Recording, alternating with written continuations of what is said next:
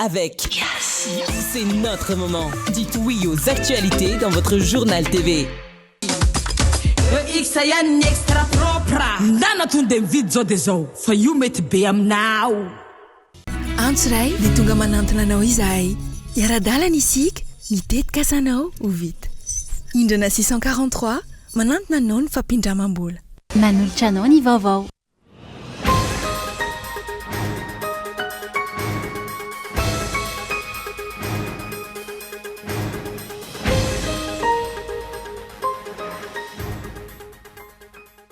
Mandray andraikitra ny fitsarana taorian'ny tatitra nataon'ny fitsarana momba ny compte au Sénégal. Ny eto amintsika manginatra amin'ireo mpiara-miombonantoka ka mihevitra ho tony tsy nisy ireny fanodikodinana vola ny adiana tamin'ny Covid-19 reny. Misy manararoatra ilay tetika asan'ny fiadidiana ny Repoblika ireo mbijirika tany eny laniera manamorona ny laky arivo ka tsy ekena ho ireo tany-javokasika. Nitokana ny vahoaka tao amin'ny komuna Marokarima distrika Mananjary. Antony nesorina ny be ny tanàna lany avy amin'ny Tsimiankina izay efa nametrahana Samboady. Andro faharoa zao Mahamasina Androany anamariana ny jalian'ny tompo famonjeny zao tontolo izao. Ilaina araka izany ny fananana toe-panahy masina indrindra eo anatrehany ady maro lalovany firenena. Olona 5 no namony ainy ary mahery ny 50 ireo naratra vokatry ny daroka bomba nataon'ny tafika Rosianina tamina tanàna maro tao Ukraine na Al. Ny antsiprian'izay.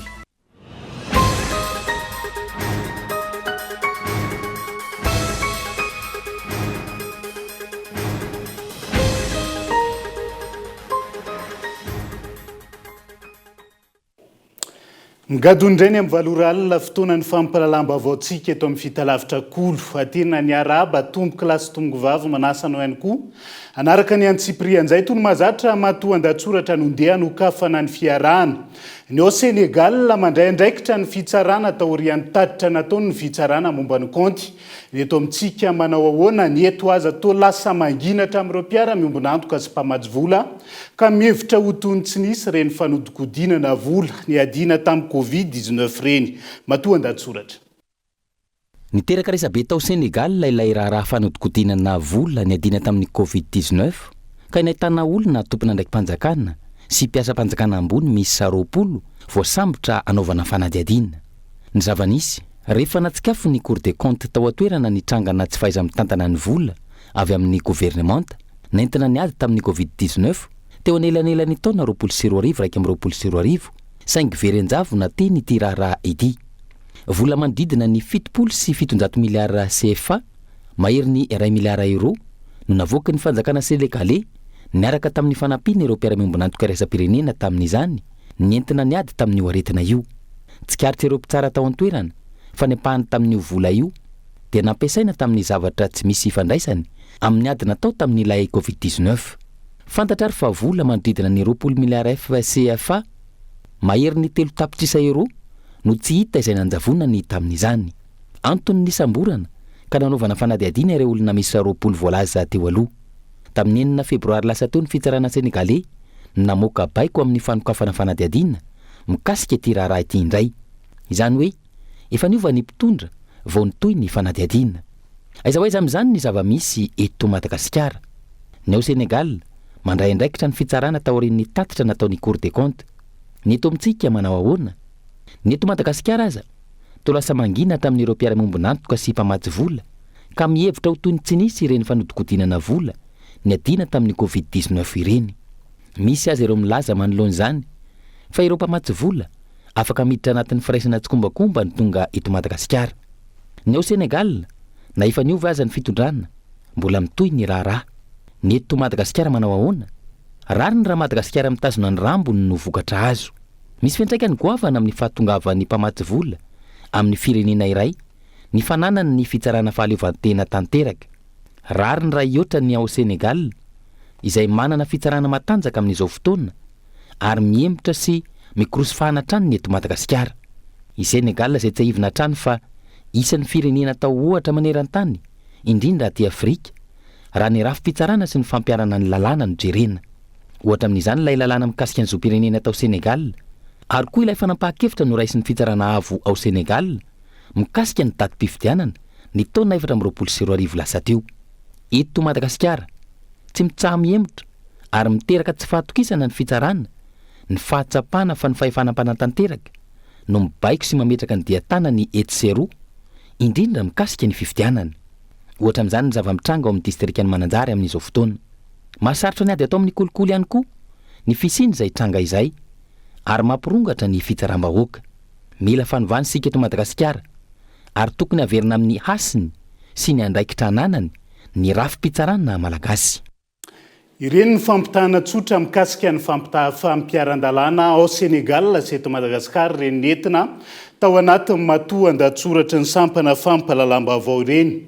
Fa misy manararaoatra ilay tetikasa ny fiadidiana ny Repoblika ireo bijirika tany Laniera manamorona ny Lakiarivo amin'izao fotoan'izao ka tsy ekena ireo tany-tsaha voakasika tsy mitsaha mitombo ary miova trano ny faritra voalaza fa voakasika ny tetikasa ka tsy ekena hatramin'ny farany araka ny fanadihadiana natao tamin'ity andro Antigay atao Andriatsilavo. Very fa nambola velona ireto tany-tsaha miaina sy mivelona ity Laniera izay ahitana tany mirefy 700 hektara. Nirosona ny tetikasa Lakiarivo ka nanaiky ny fangatahana fanitarana ny lalana 20 metatra andaniny sy ny ankilany ny ponina voakasika. Amin'izao fotoana mihitatra trano ny refy voalaza fa voakasika ny tetikasa raha ny sary tany eo ampelantanan'izy ireo.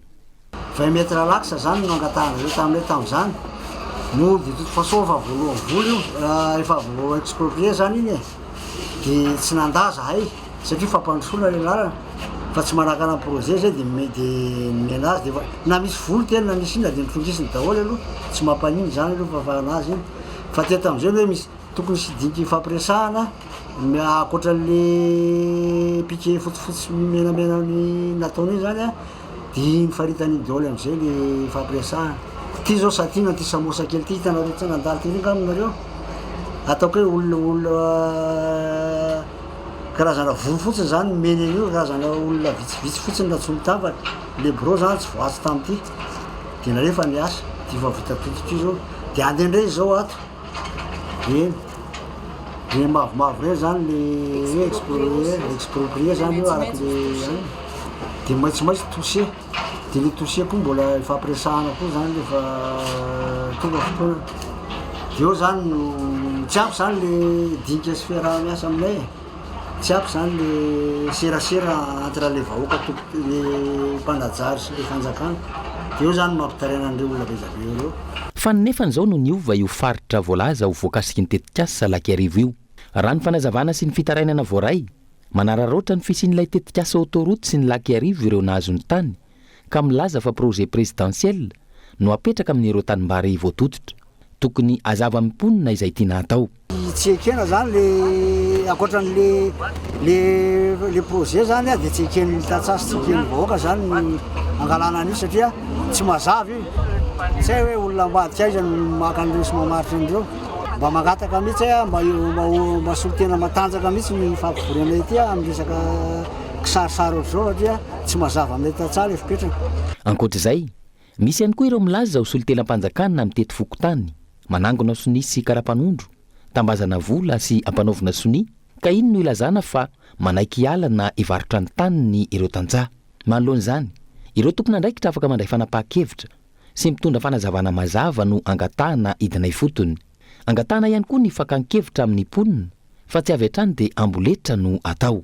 Fananazary teo izy eny na tsisy titre io na tsisy ninonino mba teneny izy mba isaotranao raha te hitondra fanjakana ianao fandriamanitra isaotranao raha te hitondra ianao fa aza atao bodongerina fotsiny lizy aloha teny bodongerina hoe alaina indray ty dia alaina indray ty inona ny tenenina taminay teto tamin'izany fotoana zany 20 metra manaiky nareo tsy tapitra ary ny 20 metra 50 indray ary appliqué ve zay zany ara mbola sy tena fivorena miaraka amin'ny commune sy ny fokotany zay natao hoe VOI ilazany hevitra mpanarato mpaniaka nizanizy mpamboly piopy fa tonga avy any zany dia hoe dada zao nalao tao dada zao fanery izy fa ty lotsy nera fa to dia manao izy.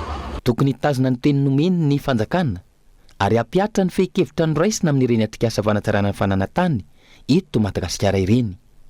ny mponina voakasika izay nanamafy hatrany fa tsy hanaiky hatramin'ny farany ny fakana tany tahaka izao. Tanimbary fivelomana fiarian'ny mponina manarivony maro nampiasaina sy noajariana tao anatin'ny 20 taona mahery ireo raha ny fanazavana. Ankoatra ny fanararotana nataon'ireo bijirika tanireo mandeha ilany fanatanterahana ny tetikasa laky arivo noho ny tsy famahan'ny fanjakana ny olan'ireo mponina voakasika amin'izao fotoan'izao raha ny faneho-kevitra ny firaisamonim-pirenena androany.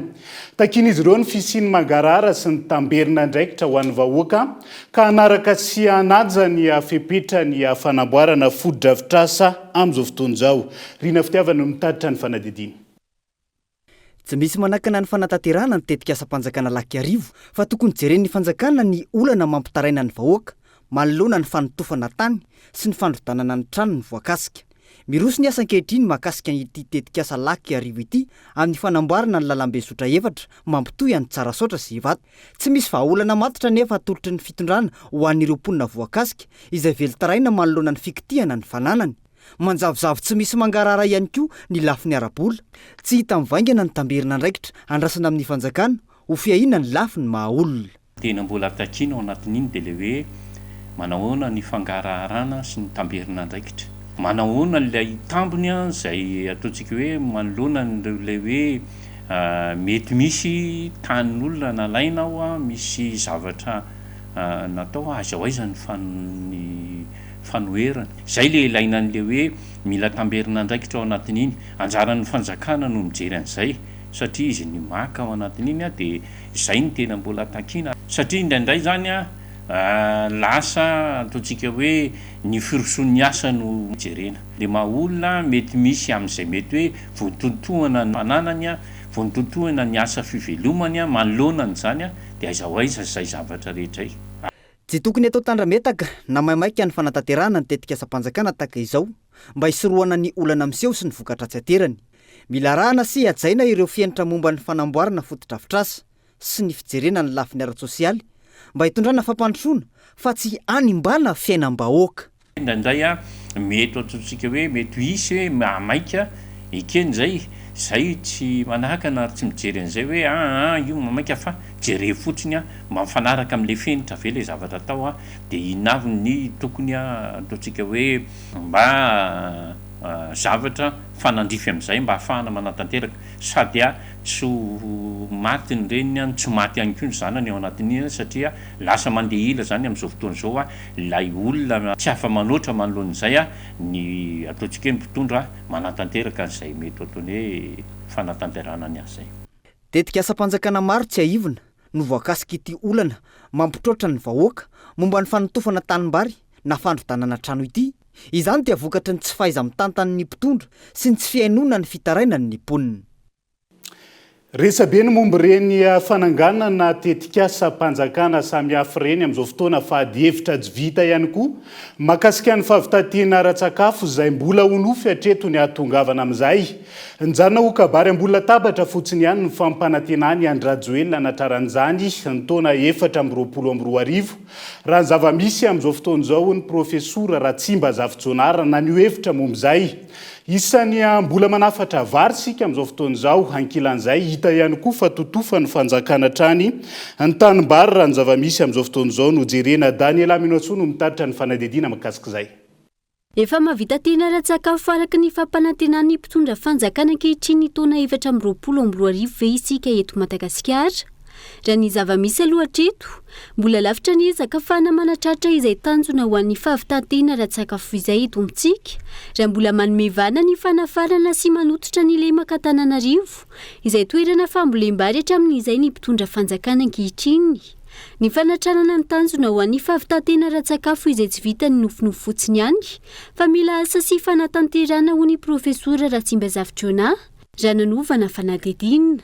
Ny akamaroany vokatra sy entana ilaina amin'ny fiainana andavanandro eto toerana izay saika mbola farana avy any ivelany avokoa. Mamelona ireo mpamokatra avy any ivelany saingy mamono ny mpamokatra malagasy eto toerana raha ny fanazavana. Misy ny vary vokarina eto Madagasikara ny vidy moa zao dia insonitra be io fa dia rehatsika zany fa hoe anafatra vary safiotra any Chine. Midika zany fa vola devizy izay vola tokony ampiasaina anampiana ny tantsaha malagasy hivoaka ny velany ka zao zany le izy tsika zany tsy mbola mahavita tena ara-tsakafo zao hoe be mifampanantenana be ny natao hoe havita tena ara-tsakafo fa de tsy mbola any le izy raha ovina de me mifampanantenana vaovao ndray fa de misy zavatra roa zay foana moa fiteniko hoe misy ny réalité dia le réalité zany zao ny ainanao vidy vary any velany manafatra vary any velany fa le utopie le nofinofo zany dia hoe vita tentsika ara-tsakafo amin'ny 420 iny zany le nofinofo iny le tsy tateraka iny fa nampiainana tamin'le nofinofo le olona de nino fa ny réalité moa zany tsy navita tena ara-tsakafo tsika ankilany tsy misy teo tompona andraikitra tia kely sy manilika andraikitra trany ny tompona andraikitra eto amin'ny firenena ny trangan-javatra iainan'ny Madagasikara amin'izao fotoana izay ilaina fanetretena sy fifanantonana ahafana miara-midinika izay tena vahaolana ho an'ny firenena raha ny fanasafana trany ty faniliany tyo atsovy tompoko le olona rehetra satria firenena na votana dia aza manilika olona satria samy tompon'ity firenena ity dolodolo tsika ny France 2 amin'ny télévision ny gouvernement français izy maniely eran-tany fa Madagasikara anisan'ny firenena dimanitra indrindra eran-tany zao tsika ty nefa mobilisena dolodolo fa hoava filoha manaja vahiny tsika ray sampanajana le vahiny ny filoha frantsay fa izao kosa hoe le olona zany dia tena za tsy manao hoe voafitake fa de zao fotsiny hoe tsika tsy mahavita mihitsy le hoe za moa mpifandraisika io amin'ny any Donald Trump io 47% io amiko mety io raha ohatra ka olona mananampo satria jereo Afrika Atsimo hoe hitanao tsara fa amaly zay amaly antiako tenena hoe nitoekarendrareo zany tsika mila protectionniste am'izay hoe zay zavatra vita eto de aleo aloha eto tsy manondrana matière première ao ampiasain'ny olona de aveo anao ny vidy lafo mpitondra tokony eritreritra an'izay mihitsy hoe tsy fakana matière première fotsiny Madagasikara raha izay fampanantenana maro samihafa sy fihetsiketsehana nataony mpitondra fanjakana ankehitriny izay efa ily Madagasikara no tokony androso sy havita tena ara-tsakafo saingy mbola nofo sy mijanona ho fampanantenana pokaty tahaka ny fampanantenana rehetra izany hatreto ka anjaran'olom-pirenena tsirairay avy no mandinika sy mieritreritra ho hiatrany ny fanazavana iatrika ny COI andiany fadimy andiniana manokana ny sécurité alimentaire isika izao ka andrasana indray izay mety ho vokatra izany isan'ny vaovao misongadina ihany koa amin'ity alina ity nitokana ny vahoaka atao amin'ny commune Marokarima district amin'ny Mananjary antony ny esorina mbe ny tanàna tsy miankina mifanomba novidian'izy ireo izay efa nametrahana samboady raha ny fantatra nanao cassation ilay candidat Irmara ka izy indray no lany tany an-toerana amin'izao fotoan'izao fanadidiny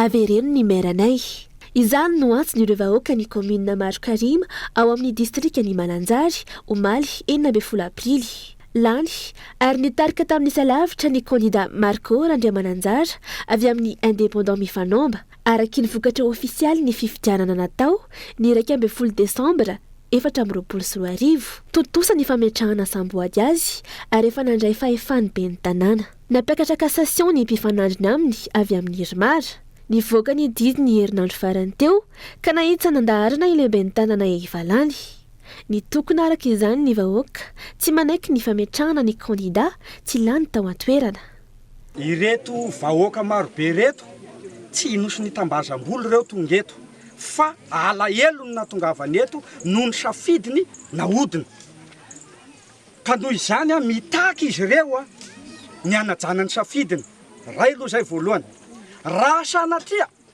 ka ny lalàna anareo ambony any no ambony noho ny safidinay ka tsy mana-safidy zay fa tsy maintsy tsy afaka tafaveriny eo i Marco de efa milaza aminareo izahay sy ireo vahoaka maro be reo fa tena tsy mila ny maniny zay fa sakana ao ny fampandrosoana ato amin'ny commune anay iny 5 taona ny tondrany teo mariny zany tena sakana ny tena mampalahelo anazy zao de i Marco satria izy no safidinay vahoaka indrindra fa izahay misolo tegna ny fikambanam-behivavy a Marokarima de malahelo zahay satria ny olona ny fidinay sy ipetraka amin'ny plasy fa olonafa sy ny fidinay no ipetraka amin'ny plasy de nyzany de mangataka zahay fa hoe na misy fifidianana amin'ny magnaraka koa de sy fidy zahay commune Marokarima satria olo fidinay sy mipetraka amin'ny plasy fa olo sy ny fidinay ipetraka amin'ny plasy zay zany mba etaetanay fa de inangatainay sirarinay zany de sy mesy averigna amin'ny plasy Maroko Diamel. Tsy ho be ny tanàna io irery no voakasika fa be ny tanàna maro any amin'ny distrika ny Mananjary. Misy efa ny amponja amin'izao nefa lany tamin'ny fifidianana. Tsy manaiky resy ny kandida avy amin'ny Irimara ka manao barofo ny safidim-bahoaka raha ny fitarenana. Zany hoe ny tiako lazaina de nagnino loatra zahay mifagnomba no ilana vaniny ilana sotasota sahala amin'izany. Ka eto zany de mahita aho fa ny Irimara ro manakorontana firenena. Ny Irimara ro mila ady. Ny Irimara no sy te hagnaiky resy fa te hagnano barofo eto amin'ity firenena ty. Mety amin'ny taninareo hoe iza ny ao ambadika ny io rehetrarehetra io, ny ambadika ny io rehetrarehetra io kosa de leo azava fantatra nena izy io ireo député Irimara de sisy afabela sisy afamiala amin'io fiatakena anay mifagnomba sy io indépendant atake rehetra eto Madagasikara io na ny agny Vatomandry na ny agny Farafangana. Araky ny fanazavana, be ny tanàna mifanomba 5 no napekary ny kandida Irimara au cassation, mbola andrasina ny didim-pitsarana ho an'ireo 4 ambiny. Antsoina nefa endren'ireo mpitsara izay ho tompona ndraikitra amin'izay mety hitranga ao aorian'ny fitsarana tsara-drariny ho hiatrany ny solom-bavabahoaka ny Mananjary. Izy izay niresaka momba izany tamin'ny filolevitry ny antenimieran-doholona misahana ny faritra Atsimo, Rabe Mananjara Nicolas, araka ny filazany. Ity loholona ity raha teo nanatrika ny lanonam-panolorana ny saboadin'ny be ny tanàna Marco indépendant mifanomba. Eto zany dia mba manaitra ny tompona raikitra maefa, manaitra ny mpisara atao amin'ny conseil d'état, mikorontana ny fiarahamonina aty Mananjary amin'izao noho ny nataonareo ka ho tompona ny raikitra zay nahita ny fomba hoe inona ny sy mety nataony maire Marco rehefa nivakinay sary le didy sy misoratra ao akory ny antony disqualifianareo anazy. Manaitra ny maro moa le hoe ny fifagnantonana sy VPS vice-président Sénat misahana ny faritra Ansimo. Son honorable Nicolas Rabe Mananjara ka rehefa niresaka zay sy VPS dia nampafantariko azy hoe manomboka atake izahay président ka mba raisiny andraikitra ao fa maro koa ne ka disqualifié dia miteny moa izy fa andrainy andraikiny dia mianatra. Andrasina araka izany ny toy ny tirara ity manoloana ireo fitarenana mahakasika ny fanadinkodinana sy ny fidim-bahoaka. Ho hitantsika eo araka izany ny fivoarana izay disadisa mpividianana tany Mananjary zay. Fa tsy ara-dalàna ny fanindriana ny solitena ny asekina eto Madagasikara hono teo anivony syndicat autonome pour le rassemblement des travailleurs malagasy izay nitondra ny fitarainana ireo mpiasa androany. Misy niteboka manjavozavo ka mampia ihany amin'ny fisinatsindry samihafa raha tsy ilaza fa tsy ny famoahana avis de vacances de poste izay toy natao fombafomba ihany nanakonana ny kiatrano an-trano nandritra izay fanindriana izay. Mitoy ny savorovoro momba ny fanendrena ny solitena ny asekina eto Madagasikara na misy aza ny hainy vakijery mamono afo na minitsy miresaka ny raharaha ho ny syndicat autonome pour le rassemblement des travailleurs malagasy mitondra ny fitarainana ireo mpiasa. Niainga tamin'ny fivoahan'ny naoty milaza ny fahabangany toerana ny olana ny voalohan'ny volana Janoary. Ny ampitson'io izany hoe ny 2 Janoary tafaverina tamin'ny toerana indray io tompona andraikitra na be resaka io. Tranga izay maneho miariary ny kiantrano trano ka voaososy hatramin'ny dingana rana amin'ny fanendrena tompona andraikitra ambony eo anivony asekina. Araka ny tranganisy sy ny hena teny amin'ny any manjery momba ny asekina Madagasikara dia hoe voavany olana nefa toa fanadalan-tsaina sy fampandriana drisy zany satria navoaka ny avis de vacances de poste AVP no takin'ny syndicat izay fenitra tokony narana amin'ny fanendrena mpitantana eo anivon'ny orinasa misahana andraikitra goavana toy ny asekina kanefa tsy mipangana akory ilay toerana. Hatreto mantsy ny représentant fodotry ny olana noho ny tsy fanarahana ny dingana mangarahara tamin'ny fanendrena azy dia mbola eo miara-dalana amin'ny AVP misokatra. Zava-dehibe ny andraikitry ny solitenan'ny asekina eto Madagasikara. Izy ny solitena ny tale jeneraly ny asekina izany hoe mampizotra ny fitanterana nabakabaka araka ny tokony ho izy indrindra ho an'ireo firenena 7 mpikambana. Raha ny lôzika tsy tokony ho tazana amin'ny sehatra toy itony ny kiantrano an-trano izay mety ampikatso ny raharaha ka tokony hanomezana ny toerana ho an'izay mendrika azy. Antsoava araka izany no atao amin'ny tompon'andraikitra mahefa isan'ambaratonga hoy ny syndicat-ny sartm hijery akaiky ny raharaha. Ny syndicat dia manaitra ny tompon'andraikitra isan'ambaratongany indrindra ireo efa nanoratana mba handray ny andraikiny ampanarahana ny andin-dahatsoratra rehetra atsakany sy andavany indrindra ny sata amin'ny femimpiasa milaza fa ces derniers délégués représentants et les chefs d'établissement sont choisis par le directeur général parmi les candidats qui répondent au mieux au profil des postes. Mba tsy vohitsakitsaka ny lalàna velona iarovana ny tsy isian'ny korotana ara-tsosialy sy ny mba amena tany miabakabaka Madagasikara. Ankoatr'ireo dingana rana amin'ny fanendrena tompon'andraikitra ambony, diplôma, traikefa, faharetana eo anivon'ny orinasa sy ny maro hafa, masitsivana tsy tokony tsinotsiniavina amin'ireo toerana nisy olo-tenan'ny asekina eto Madagasikara io ka tokony ampanjakana ny mangarahara hoy ny syndicat. Dia izay ihany koa no entsika amin'ny sendra vetivety ao anaty doka fohy aza misaraka aminay ary.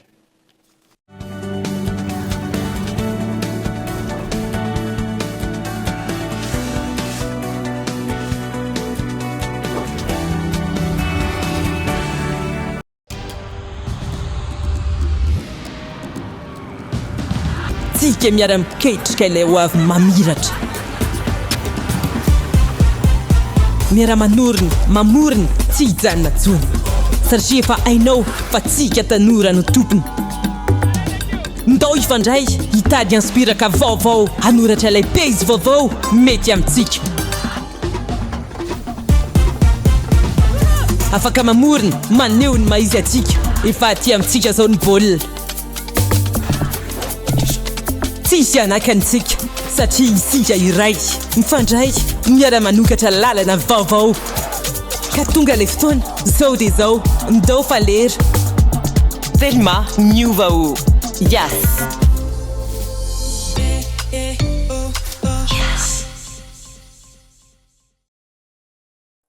Sarobidy ny fotoana ka na ny segondra ray azy manandanja aza velo resiny rotoroto ireo fotoana mamy manokana fotoana ho anao sy ireo olona akaiky ny fonao ho anofonofinao sy ny tetikasanao miaraka amin'ny indrana 643 ao amin'ny PAMF miamora kokoa ny fiainana aza miasa saina fa ho karakarainay ianao antsoray dia tonga manantona anao izahay iara-dalana isika mitetikasanao ho vita indrana 643 manantona anao ny fampindramam-bola. Extra propre Dinarale vovtsavony Extra propre Rakalte izy no tena ambony Extra propre Ankoany savambara Extra propre Mambola savony io no tena tsara Extra propre Enoi Ity misy vaovao atolotra ho anao Ity ny savony vaingana ny fiasany tena haingana Mora manala loto Rana salamba tonga de mazoto Savony vaingana io mandroatra tsara Tasireheta to de miala Tsara kaltao Mety be aminao Rehefa mandeha amin'ny épicerie E ikisa fotsy teneny ry Rehefa mandeha amin'ny épicerie E ikisa fotsy teneny ry E ikisa io le savony vaingana fotsy Io tena mety amin'ny raha fotsy E ikisa ihany ny extra propre Ndana tonga de mividy zao de zao Fa io mety be aminao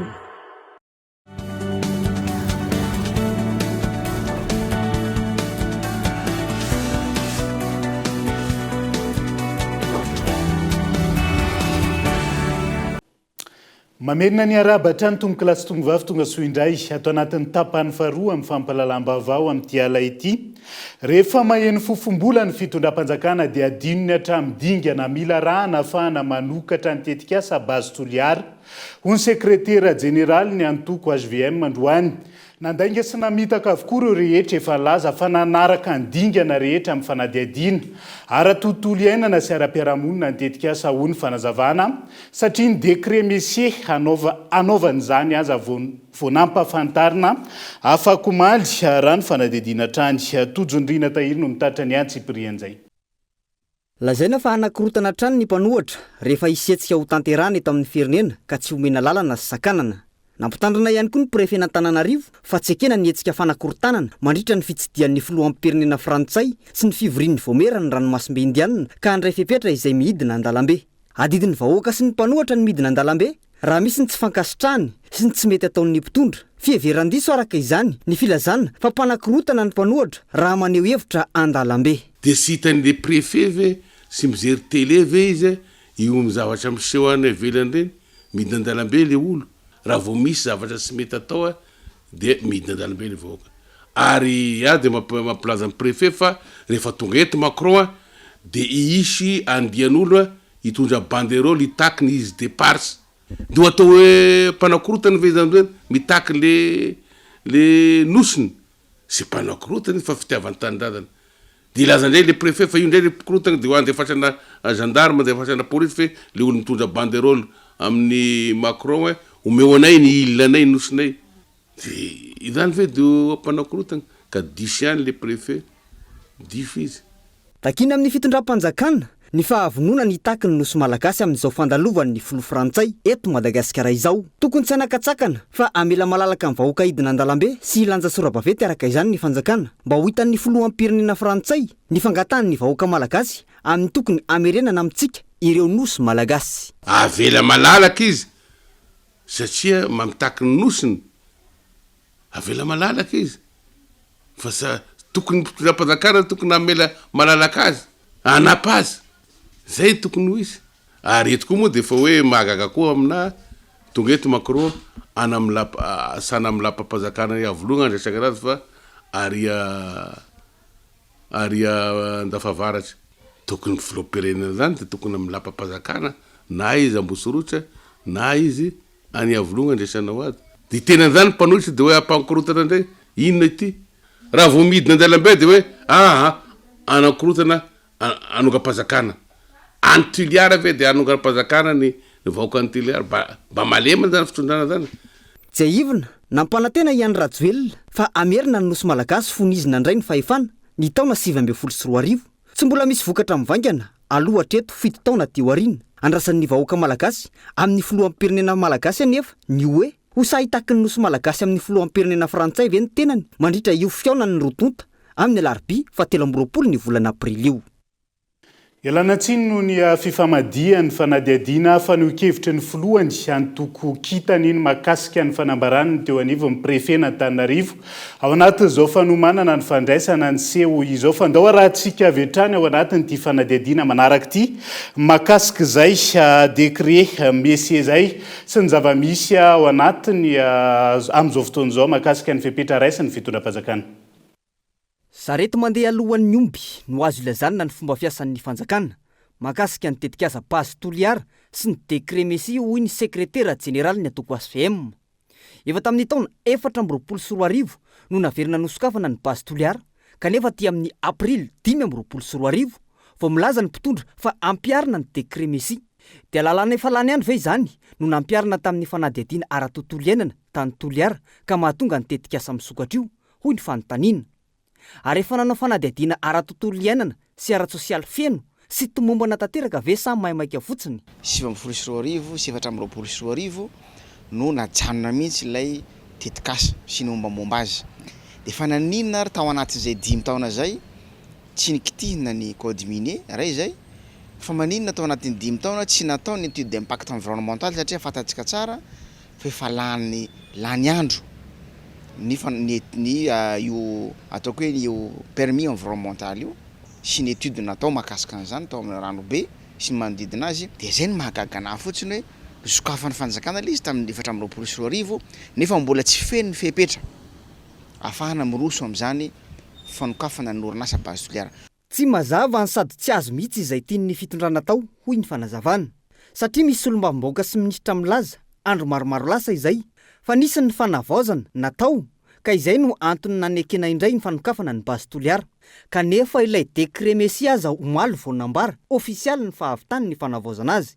Tokony hoe efa mivoaka ofisialy aloha ilay lalàna arahana izay takiny rehefa vita izany vao miroso amin'ny tetikasa fa tsy alefa amin'ny lalàna lany andro ny tetikasa avy eo rehefa tsy eken'ny vahoaka vao mikoropaka.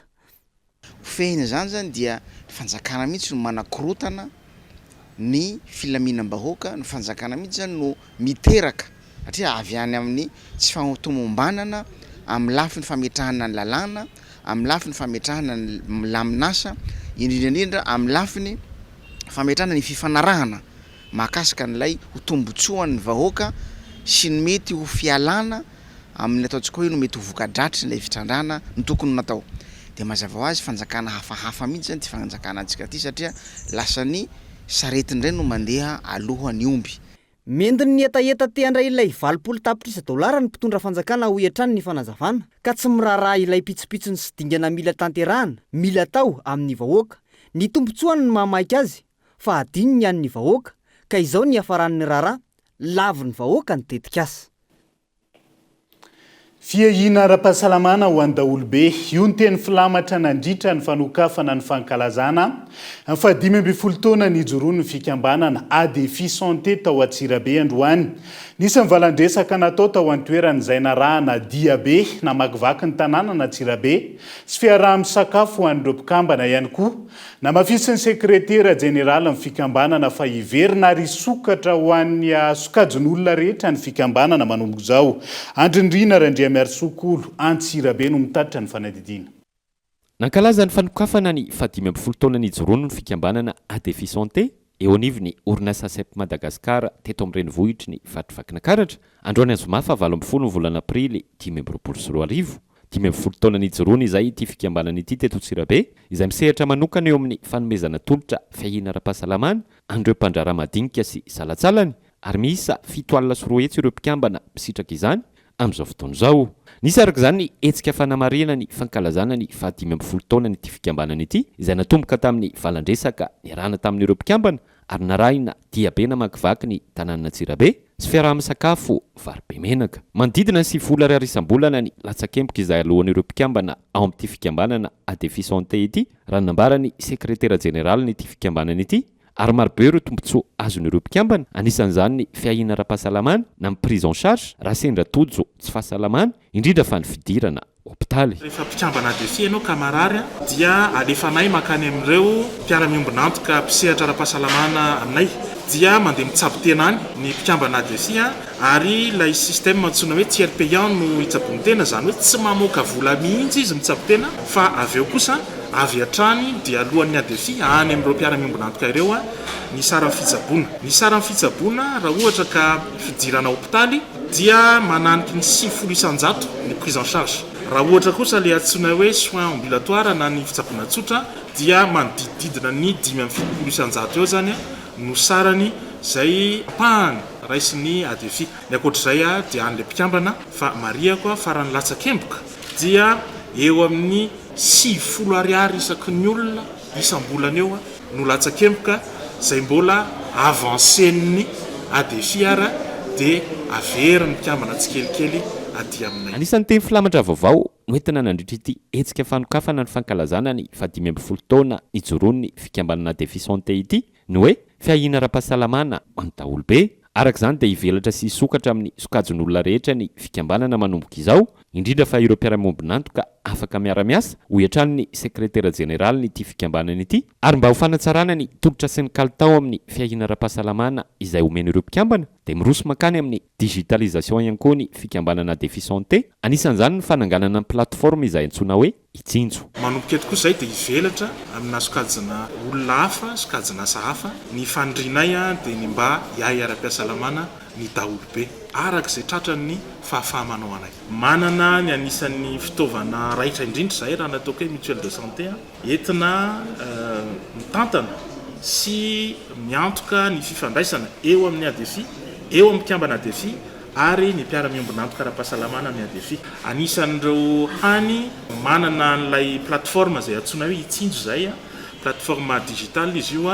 miantoka ny fandraisan'ireo telotota ireo mandroso tsara ary mbola mizotra mankany amin'izany digitalisation zany zay ho fanatsarana amin'ny fitantanana ho fiarovana ihany koa ny antsoina hoe risque gestion na risque sy ho fanatsarana hatrany ny tolotra sy ny kalitao omenan'ireo mpikambana ADFI ao anatin'izao hetsika fanokafana ny fankalazana ny 15 taona ny joroany ny fikambanana ADFI santé izao dia isy ny fizahana ara-pahasalamana sy fitiliana maimam-poana momba ny cancer ho an'ny daholobe izay atao amin'ny hôpitaly Andranomadio eto Antsirabe, ary amin'ity taona ity ihany koa ny anokafan'ny fikambanana Defi-Santé amin'ireo faritra hafa eto Madagasikara, anisan'izany ny faritra Nosy, ny faritra Atsimo andrefana ary ny faritra Androy. Lafomba vao hafa andro lehibe ho an'ny fiangonana kristianina ny atelonandro andro faharoa na ny zoma masina androany fotoana Ana Maria na ny Jalian'ny Tompo famonjeny zao tontolo zao. Ilaina araka izany ny hafanana toe-panahy masina indrindra eo anatrehan'ireo ady maro lalovan'ny firenena amin'izao fotoana zao. Tsy aro Rasoarivelo no mitatitra ny antsiprian'izay.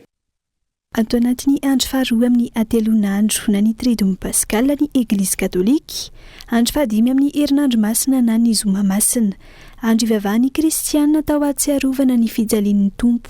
Araka izany, ilaina ny fandinihan-tena fiantorana tanteraka amin'Andriamanitra. Ny atelona ary tsy ny atelonandro tridomy paskala ihany, fa nanomboka tamin'ny faha-20 andro tamin'ny alahady ny sapakazo na ny sapatrofia ny karala any Jerosalema, dia fibebahana amin'ny ratsy natao hiala amin'ny fahotana ary mifehy-tena dia ny vatana ho loha anandratana ny fanahy tsarovy fa vovoka ianao ary odivovoka indray. Fibebahana tanteraka fanakakezana an'Andriamanitra dia gejaina ny vatana ary halalinina ny fivavahana dia iainana ny fitiavana namana tanteraka no avatry ny Tompo, dia izay no entina manomana ny fitsanganan'ny Tompo amin'ny maty. Rafitina ny zoma masina, andro fahanginana, fiondrehana, fahalelovana noho ny fahotanana natao tamin'Andriamanitra, andro fibebahana ka hisy ny ranom-bavaka lava ho an'izao tontolo izao. Nanomboka ho malalaka misy masina ny tridomy paskal na ny 3 andro fanomanana ny fankalazana ny Paska. Ny Paska izay fankalazana ny nitsanganan'i Kristy tamin'ny maty ho famonjena ny zanak'olombelona. Dia izay ihany koa no entina manakatona ny fampahalalam-baovao any Androany, naiza misy anao ankasitrako trany ianao nanaraka ny fampahalalam-baovao hatramin'ny farany. Manam-pitafa ho amin'ny manaraka indray ary tomboko lasy tombo vavy veloma tompoko.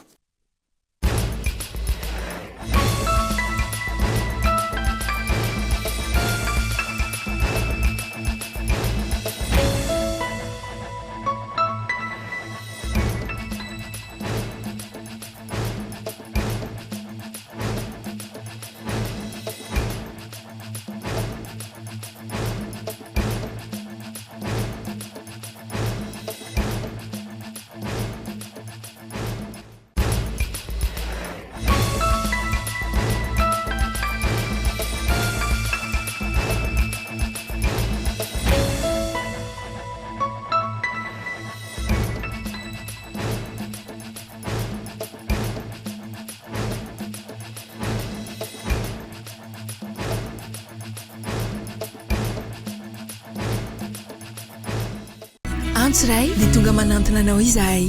Iara-dalana isika, mitetika asanao ho vita. Indrana 643 manantona anao ny fampindramam-bola. Vous a présenté ny vavao. Isa ihany ny extra propre. Ndana tonde mividy zao dia zao, fa io mety be aminao.